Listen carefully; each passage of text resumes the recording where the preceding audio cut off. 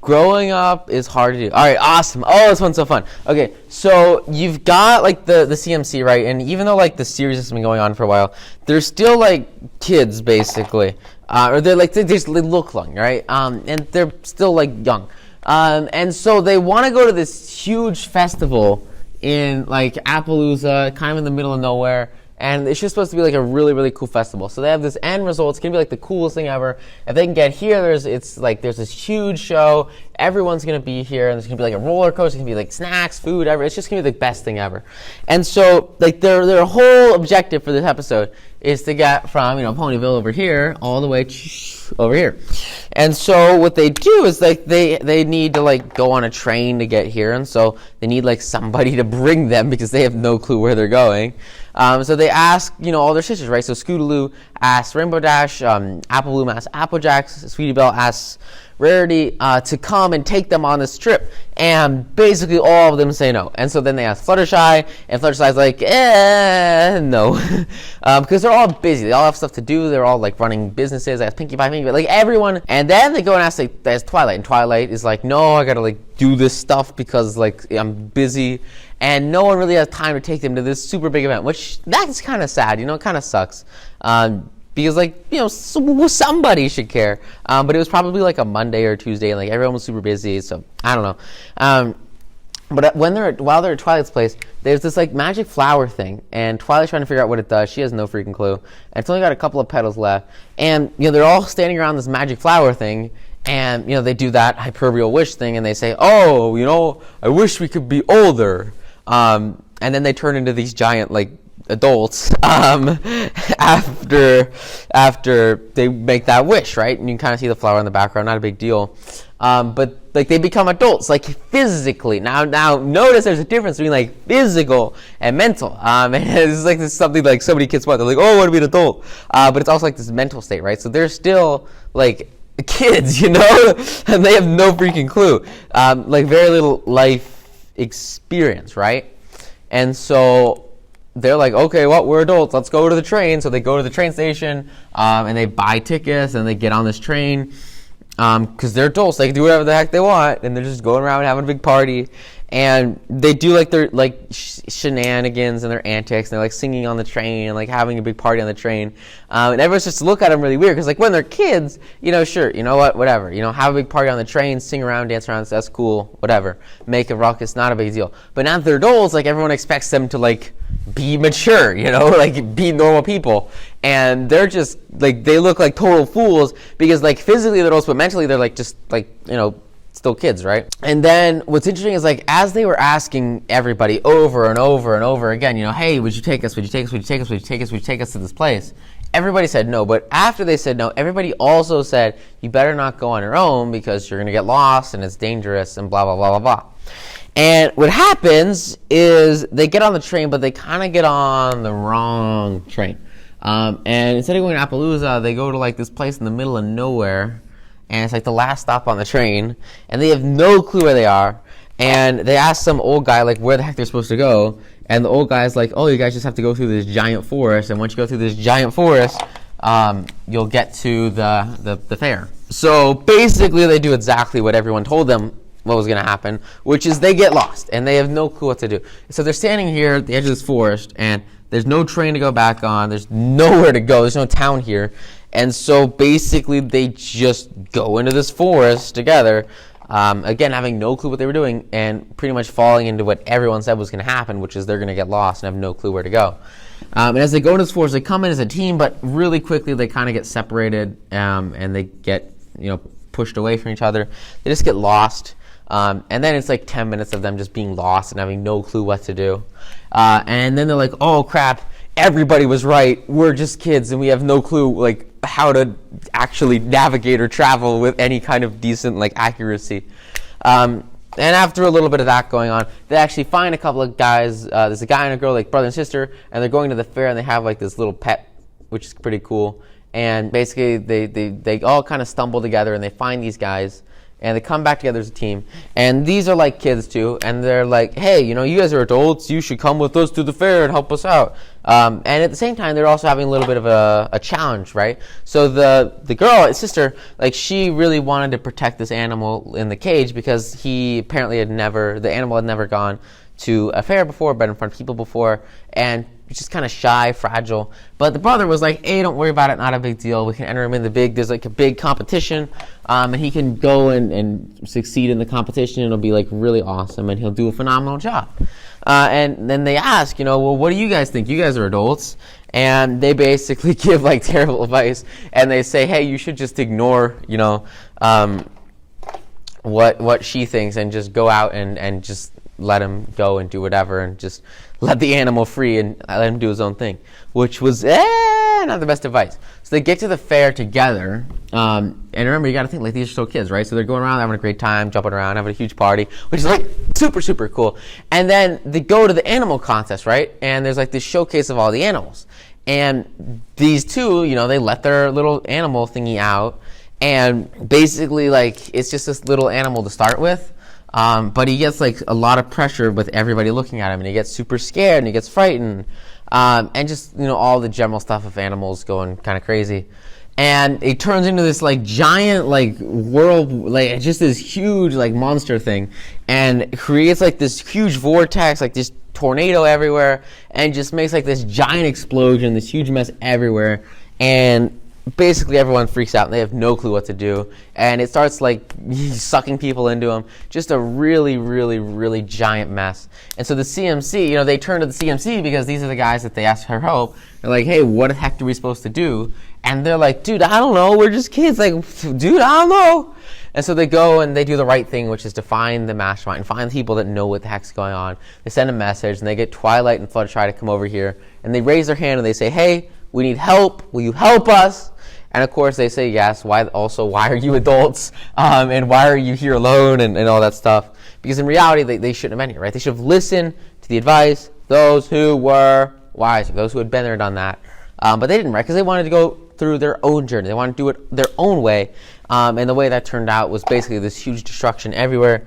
And Fluttershy had to come in and, like, you know, calm this guy, and it took forever, and it was big story.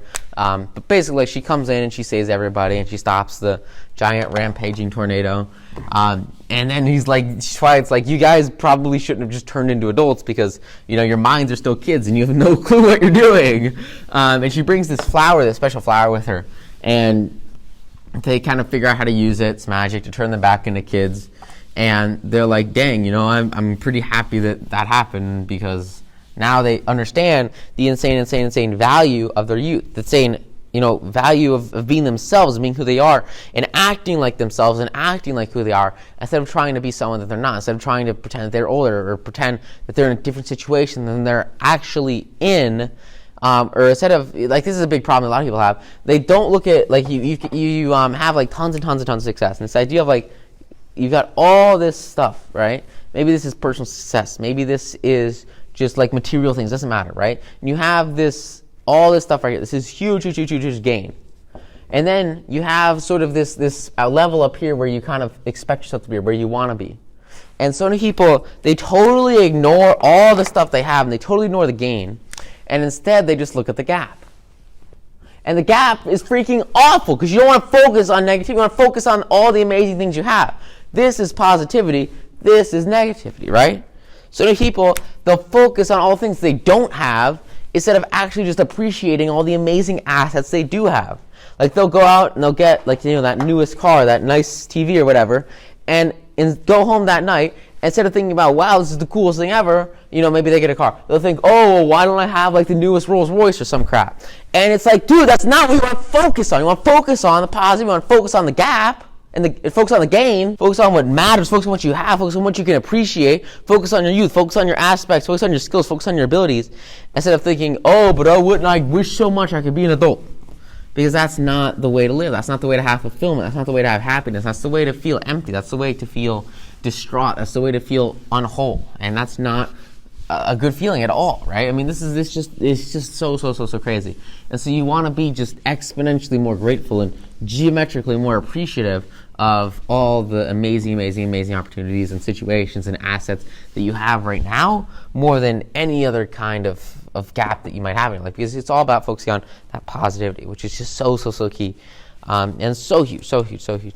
All right, awesome. Okay, so this is like, I think they do this really well. They finish off, like, this is the last like episode, then it's the finale, and they crushed it. It's the Big Mac question, and basically it's like Big Mac marrying Sweetie Belle, which is super cool. There's no like song or anything. It's just like a wholesome thing. And what happens is kind of interesting. There's this one little lesson they kind of embed in the back of everything here that I think is kind of like really powerful, because like once you understand this lesson, it's kind of this idea that Rainbow Dash had earlier, right? This idea that you want to be able to show passion in what others care about. This idea that you want to actually understand where they're coming from and show interest in what they care about, even if it's not necessarily your number one thing. So you've got Spike here, and you've got Big Mac, and you've got Discord, right? And they're all sort of on the apple farm. And then over here you got Sweetie Belle, or Sugar Belle, sorry, and Mrs. Cake. And basically, like these guys, like, they've been dating for like forever, and they're like getting married and all that stuff. And Sweetie Belle's over here playing with Mrs. Cake on how she's gonna like secretly propose to Big Mac, and Big Mac's over here planning with Spike and Discord on how he's gonna secretly propose to Sweetie Belle, because there's just a total lack of, there's just no transparency. Which is kind of cool, I guess, in like a situation where it's like, intimate relationship. It's a little bit different, and it works out fine. But the challenge and most of the action here happens with Discord, right? So Big Mac's plan is to basically bake or to get a bunch of apples and then tie like notes to all the apples. And it's like a big scavenger hunt, and the apples, they're going to tell like Sweetie Belle where to go after she finds an apple, and then where to go after she finds the next apple, and where to go after she finds the next apple. And it's just this huge daisy chain of, you find the apple, and it's got a clue, you find an apple, it's got a clue, you find an apple, it's got a clue, find an apple, it's got a clue. And then it all comes back to, Big Mac. And then Big Mac's like, hey, would you marry me? And that's his plan. Similarly, Sweetie Belle's plan is to bake like 30 desserts, and then in each of the desserts, she's going to like put in a little note, and it's basically the exact same thing. Go to this place to find the next dessert, go to this place to find the next dessert, go to this place to find the next dessert. And it's this big scavenger hunt. So they're both kind of working on that and just putting everything they have into it. And Discord like comes up and he says, look, this is stupid, this is like dumb, like why don't you just like go over here and say, hey, let's go on a date or whatever, and then ask her to marry you. And she's like, no, not gonna happen, can't be direct, gotta do this like fancy crap. And he's like, okay, dude, but I think that's stupid. And he doesn't appreciate sort of the care and the effort and the passion that he has going into the situation and putting in all of this energy and effort to really, get this done the right way and get it done sort of the best way possible for him and for her, for the relationship, for the connection. They would really have the most lasting impact. And instead, he's just focused on how can we do it quickly, right? And so because of that, Big Mac asks them for help because it's a lot of work to do.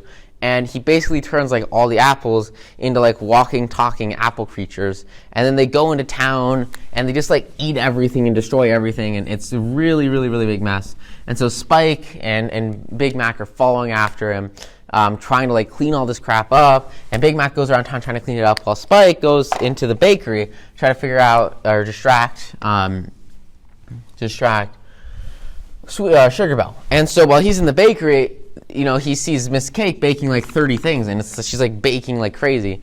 And, she's like, oh, I got to cook everything, and all this stuff has to get done, and it's so much work, and it's got to be done today, and it's so aggressive.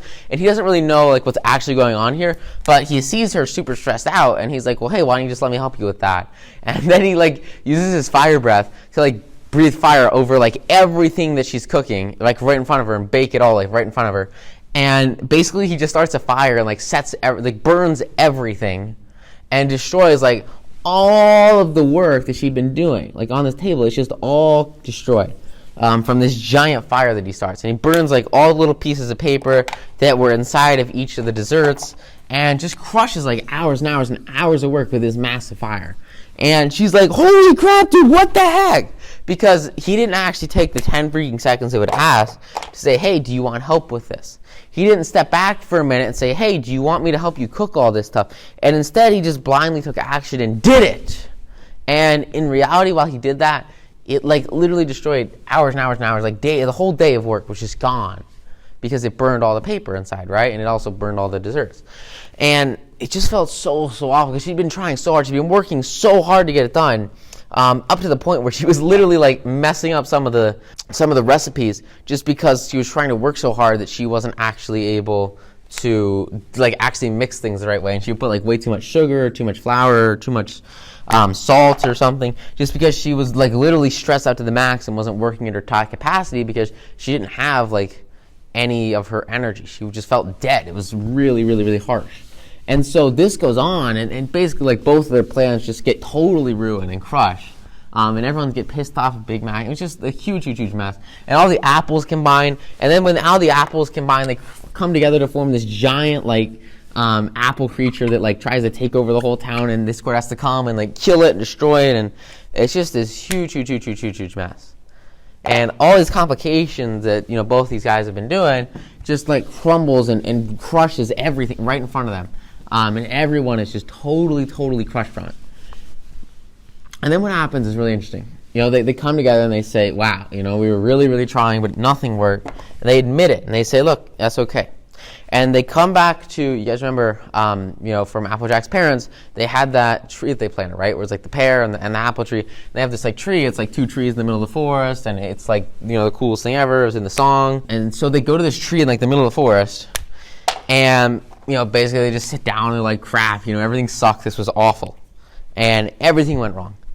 But you know what? It's not a big deal. And it doesn't actually matter that much. Because in reality, the big thing to focus on isn't all this, outside stuff of, how do we propose or how does everything get set up or all this crap. What really matters, and the core foundational key concept, is simply the connection and the relationship asset between these two, right? And that's the only thing that they need to worry about. It's the only thing they need to care about.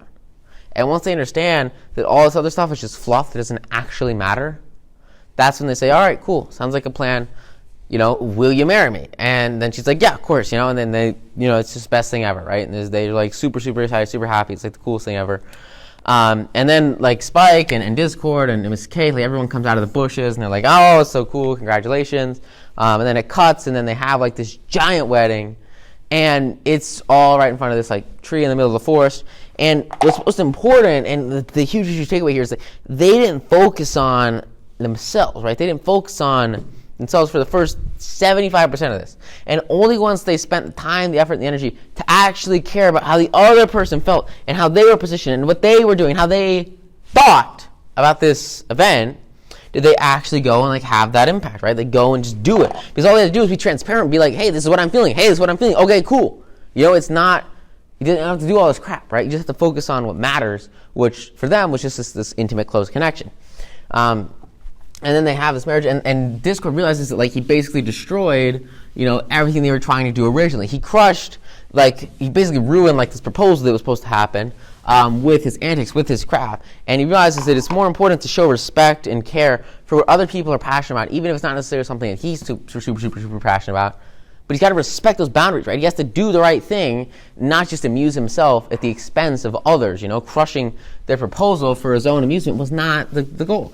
And so he has to tone it down, and he shows it because they have this wedding, right? And at this wedding, he just has like these apples, and it's like the same singing app, the same like talking apples, but instead of like destroying everything, he has them like sing and be nice and be gentle. And it shows that you can transform from a bad state into a positive state, into a growth state, into a helpful one that actually has a big impact in the end, just by sort of shifting that mentality and really turning it into a way to focus on helping others instead of trying to take away from them for your own enjoyment, which is super, super powerful. And just this huge, huge concept that he understands and now he gets.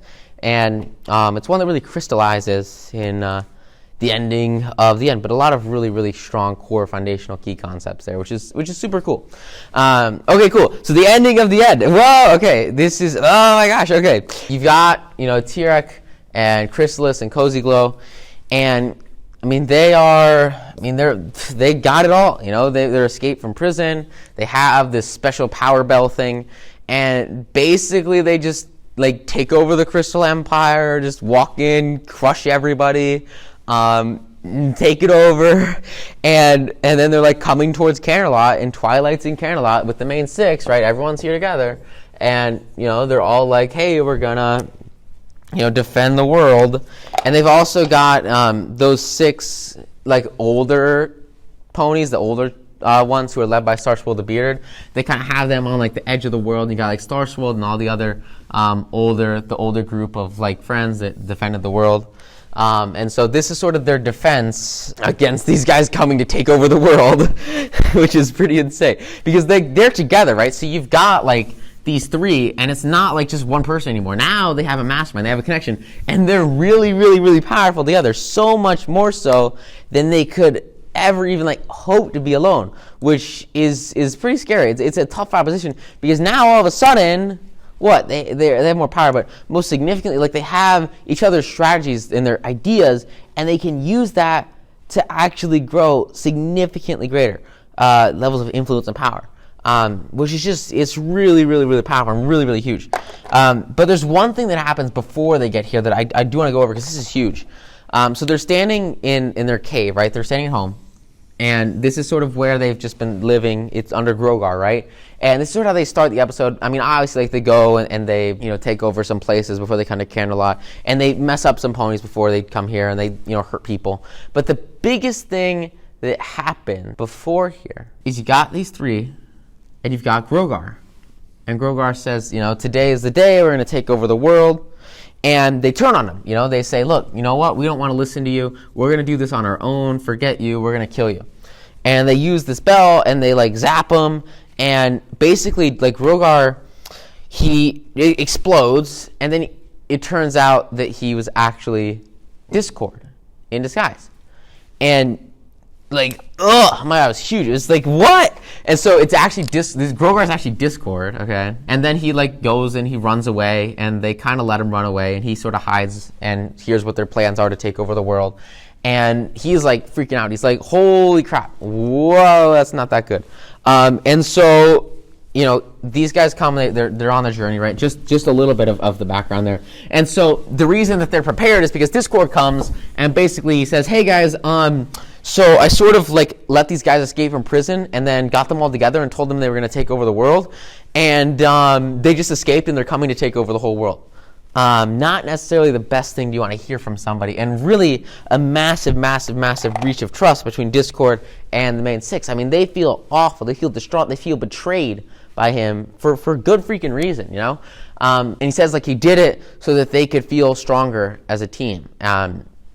And that so Twilight could prove her ability to lead the entire world. He wanted her to feel better about herself and have more confidence in her leadership ability by defeating all of her deadliest enemies at the same time, which is it's a pretty questionable strategy. But he did it sort of in good faith.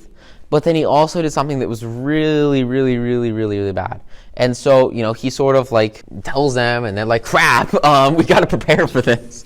And so they get everyone together and they're ready to defend this huge fight. And they get like everyone prepared because they have a little bit of foresight, a little bit of advanced warning just early on here, which is good. It's more important to have like at least a little bit of notice, even if that does come at a pretty heavy emotional toll. So these guys come in and they stole all of Discord's magic before he left, so he had to like actually walk back, which was crazy for him. But they steal all of his magic and they store it inside of this like bell thing. Which is cool. And so they come and they're like ready to fight these guys. And they're like, we're going to defeat you. We're the coolest ever. And then in like 5 seconds flat, like T-Rex just like sucks all of their magic out and like kills them all. Or just drains them of all their energy and just like crushes them. So it was a pretty like, it was a pretty underwhelming fight. Nothing like they just got defeated in like 10 seconds, even though there was like this huge build up for them. The old pillars of Equestria, they just fall within like 10 seconds flat. And then these guys move forth and they come to take over, Canterlot, and they just like burst into the throne room. But before they do that, they go to Ponyville. And at Ponyville, they go to the School of Friendship specifically, and they find Trixie and they find Starlight, and they want to sort of weaken the main 6 as much as they can before they go to kill them. And so they take Starlight, and like Starlight, her whole goal is to sort of like delay this from happening and to save everybody and to buy time for these guys to prepare. And so like she teleports Chrysalis into like the middle of Frostland in the middle of nowhere. in northern Equestria, and they have like this huge epic battle thing, and it's like super, super cool. But after this battle goes on and on and on and on, eventually, basically Chrysalis just like traps Starlight in one of her cocoon things, which she uses to like drain all the life out of somebody, and she, beats her. So just a little battle there, but it's cool because like Chrysalis has to use a lot of the power from Grogar's bell to actually win this battle, and at the same time it shows the insane power of the bonds that Twilight and the main six have actually made, because like this connection with Starlight has pushed her to a new limit. It's pushed her to literally risk her entire life for the sake of just like trying to defeat one of the three villains, trying to like delay this battle. And she's willing to risk everything she has, like all of her being, she risks everything to support the mastermind, to support the friends, because the relationship and the connection here is so strong. So just a really, really powerful example of like the actual huge impact that you can have by being part of a team, it's just really cool, really huge, great thing to learn from here. And that sort of that, and then, they take over Ponyville, they take over the school, they take over all the kids and everyone, well, not the kids, but the kids all run away. But they definitely gank Trixie and Starlight. And after all this happens, they get to the Canterlot, and they get to the throne room. And in the throne room, there's the main six, and then Discord, he's just kind of like, he doesn't have any magic, so he kind of betrayed everybody, so he's just kind of chilling out on the side and feels really bad about it. But he's over here. And then there's also Luna and Celestia. And basically there's just like this huge fight against these three with Grogar's bell, who have like all this power, and they're all coming together. And the episode kind of ends with this like giant like they're all like fighting these guys. And Twilight, she puts up like this force field around her and the princesses and her friends, and try to protect them. And they try to like launch. They're just like shooting this giant freaking laser beam at them and punching them. And the episode kind of ends with like all of them being like just blasted by this huge laser beam into like the back of into a wall. Because they have nowhere to run to, they have nowhere to go, and this force field is really, it's delaying, it's fading away, and they realize that the only way to actually escape this is to have like Twilight like go and figure out what the heck to do, while her friends try to defend and stop this attack from actually happening. And so they tell Twilight to like get out of here, try to figure out what the heck to do, and they'll try to fend off. And so Twilight, like in like the last like couple of seconds of the episode, like there's like this giant death ray killing all of her friends, and like the whole throne room's exploding, and these guys are like just crushing everything, and she teleports out with like tears streaming down her face, because she has to abandon the mastermind, abandon her friends in search for some outcome, something, anything that could save them. And that's kind of how the episode ends. So these guys get like exploded, and then Twilight teleports away to try to figure out what to do.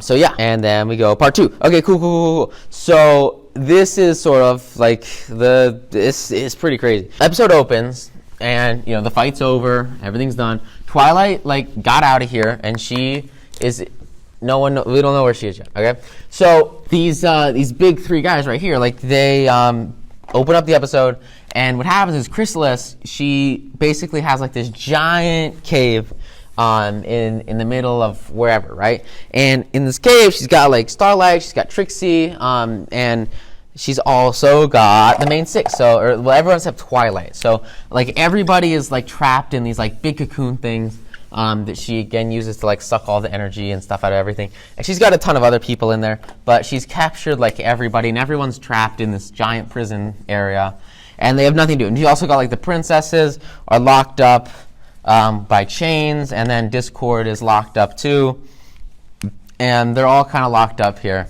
in this giant sort of like prison-y thing. And these three are sitting here, and they're trying to figure out like how they should, find Twilight. And so they're just trying to work through this process and figure out like how can we figure out where Twilight went. And while all of her friends are starting to like wake up, they're conscious, they're trapped and they're enchained, and they can't really move that much, but like they're definitely there.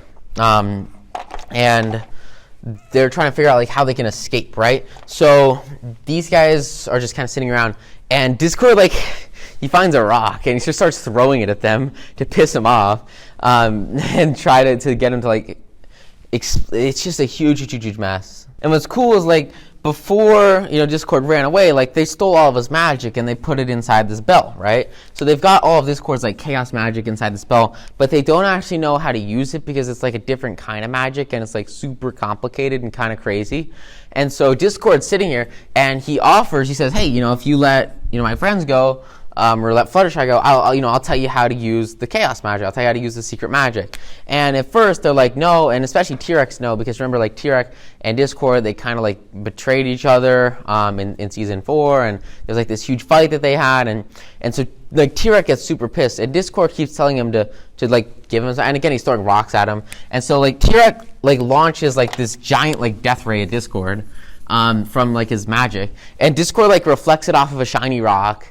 And it kind of like bounces around, and it hits Starlight Glimmers, like her cage thing, and it like blows open her cage, and she is able to she has her power back, she has her energy, she's free, and so she teleports around trying to evade these guys, and basically she like frees everybody, which is like pretty sweet, right? It shows the power of one individual in the mastermind will collectively allow everybody to come together and grow and have that success if you just have like that one person that can let you escape, right? And so that's kind of exactly what happens here, is you have Starlight, and she gets everyone out of their chains, and they have this huge fight, and basically Celestia and Luna say, we'll hold off these guys, you guys go and find Twilight and figure out how to solve this stuff. And that's sort of how this scene ends, is everyone escapes, everyone becomes free, not because they were like any smarter than anyone else, but just because they had like one person who escaped, and that one person, it snowballs, right? So you start small, but then it explodes, boom, boom, boom, boom, boom, boom, right? You get more and more and more and more and more and more and more and more people very, very, very quickly, right? More people escape because they have one person on the inside who's able to fight these guys effectively. And that's sort of how this ends, which is really, really effective and a really, really smart thing that shows that Discord still is on, the side of the main 6. He's still on he's still like doing the right thing and trying to help them escape. And in reality, like he just wanted what was best for them. He didn't really mean to like end the world. So it's cool to see that he like actually still has good in him. So the main 6, they go over to the Crystal Empire and they find Twilight. She's in the big library that's in the Crystal Empire, trying to figure out what the heck to do because they have like no clue what to do. And so what starts to happen is really, really interesting, is as they're trying to reunite with each other, they go through the whole world, right? And everyone is separating themselves. Hatred is spreading, the sirens are coming in, and it's just this huge, huge, huge, huge mess. And like all the Earth ponies are here, they're all grouped together in Ponyville, and then all the Pegasi are all grouped together in Las Pegasus, or in Cloudsdale, my bad. Or I guess they're kind of the same. And then all of the unicorns are coming together in Canterlot, and everyone is separating themselves just like they were, if you guys remember, from that like the special they did for the holidays, where it was like a huge play and everyone was separated, and their separation caused negativity and hatred and bad things to happen. It's the same thing happening right here, where everyone is separating based on race. And so, they reunite and everyone gets, they're super happy to be back together. And they realize that, like, the way to move forward and the way to have success and the way to overcome their challenges and defeat, the most powerful people on the planet is to stay together as a group, as a mastermind, as a team, as a collective, and as one unit. And as the world literally falls apart, like, in front of their faces, they understand that the only thing they can do to have success is to come together and stand up as a group and as a unit. And so they spend like a good chunk of time just trying to get everybody back together, and they dispatch people, not themselves, but indirectly. And what I mean by that is really, really interesting, really, really powerful, and it kind of shows like the insane power of actually teaching others to do what you do. And when I share this with you, like, I want to do it a little bit slowly because like this concept that I'm about to share with you is literally the foundation of like every single piece of work that I do in the personal finance and investing education space, because the impact of what I'm about to share with you is so massive, and it shows the insane exponential power of the mastermind. So like you remember, they started, these guys, they started a school of friendship, and they started teaching others what they were doing. They started teaching others, how they were succeeding. Just like, like I teach people how to invest. Like that's what I'm really, really passionate. I started teaching it to other people, right? And out of that came the little six. Remember, we had the little six. And what's cool is like the little six are all different species. So you've got like Sambar, is like an earth pony, and so it's kind of like Ocellus. Then you've got unicorns, and then you've got Pegasi. And the little six have learned everything from the main six through their school, through their education, right? Because they've been sharing their knowledge with these guys and showing them how to have this success. And so as everybody is separating and hatred is spreading and there's like storm clouds everywhere, the world's ending, what happens is so powerful. And that's how you get to this end result here where everyone comes together. These individuals that are separated from the group, they come together and they bring their whole race, their whole species, everyone comes together, and they stand up in front of the crowd and they say, listen, this is not the way to live. This is not the way to succeed. This is not the way to survive this, hostile takeover attempt from the three most dangerous people on the planet. This is not the way. We cannot separate ourselves. We need to come together and unite in friendship, in unity, and in connection. And we need to focus on working together as a group and as a unit and as a team to defeat this threat rather than separate ourselves. And so the little six, they stand up and they literally just like get up on carts, they get up on podiums and they just start preaching and preaching and preaching to their respective, and they convince everyone on an independent basis, all the earth ponies, they convince all the earth ponies that they must come together. They convince all the unicorns that they must come together. They convince all the Pegasi that they must come together. And instead of this being a separation, now it becomes unison. It becomes a bond. And without actually knowing it, the main six have indirectly brought everyone on the entire planet together by teaching these disciples their ways. And these disciples, they leave here, right? They leave the education, they go away from school to form a group movement towards a better collective future where everyone on the freaking planet comes together in all aspects of life to defeat one common enemy, to achieve one common goal. And what happens is so powerful. So the main six, they come together after they escape and they get together and they realize that the most powerful thing they can have is each other, and they don't need a special spell or a special book to have success. All they need to do is fight as a group, as a team, as a unison against their enemies, and they just have to give it their all. And so they have this giant laser death battle where they're like launching like huge rainbow lasers at these guys and trying to like explode their faces. And at the same time, these guys are launching huge like fire lasers at these guys and trying to explode their faces. And as this huge fight is going on, it's basically a stalemate. I mean, they just like they can't really like they just have a balance of power. These guys have all the power in the world, and then these guys have all the magical friendship power in the world. So it's just a tough battle. And as they're fighting this huge battle, going through this like super cool action scenes, like it's really good. In the background, there's a giant hill, right? So they're in this big valley fighting this huge battle with lasers and explosions and all this stuff. And in the background, there's this giant hill, okay? And slowly, like halfway through the battle, on this hill, starts walking all the ponies of Acacia. You got all the earth ponies, all the unicorns, all the Pegasi, everybody. Everybody who's been united under the influence of the little six comes together. And you have literally like thousands, every single person that has ever been in the show comes over this hill.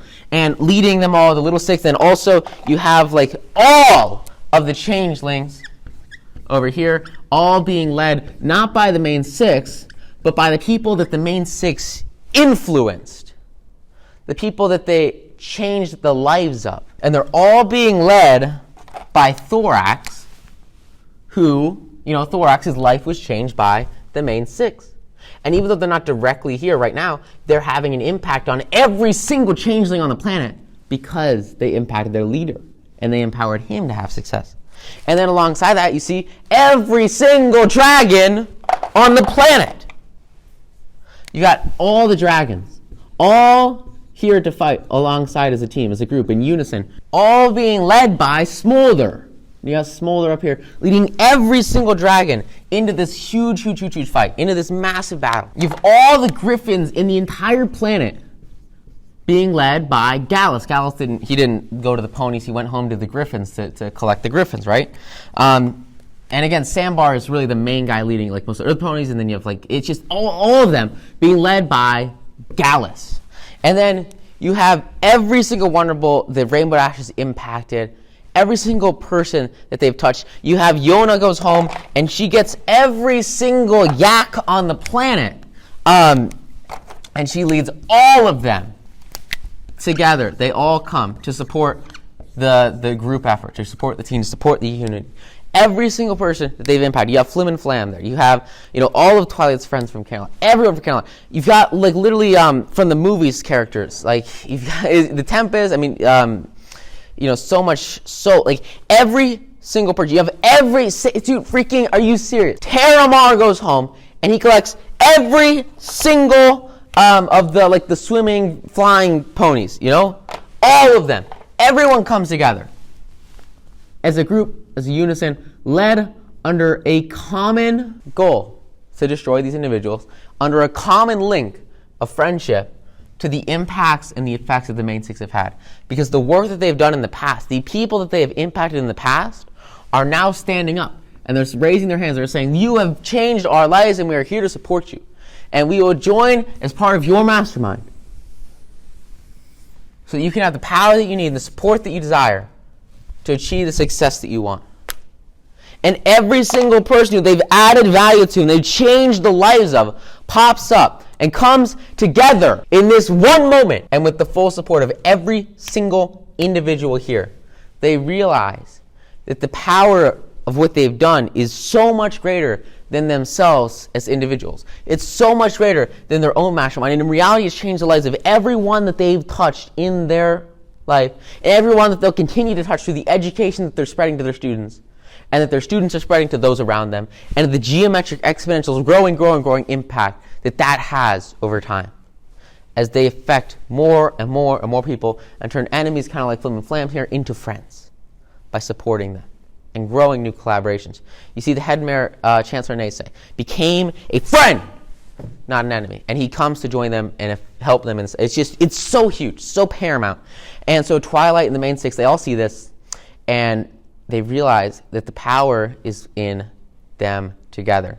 And out of this huge crowd, Twilight pulls out the young six, and she pulls out the ancient six that were like the pillars of Equestria is what they call them.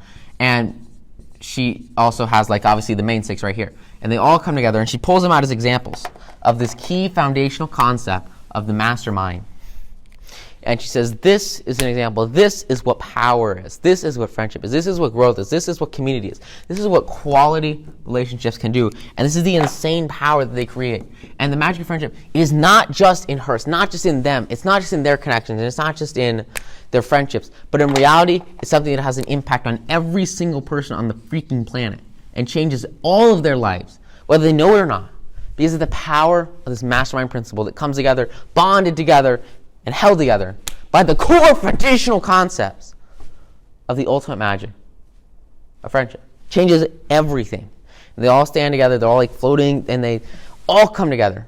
And Twilight, stands out from the rest, and is able to take in all the power of every single person she's ever helped, but most significantly, the power of these masterminds, channeling it into her, right? She comes up here and channels all the power of these groups and these masterminds to her being. And she just like explodes these guys super freaking hard with this giant laser beam and just like crushes them.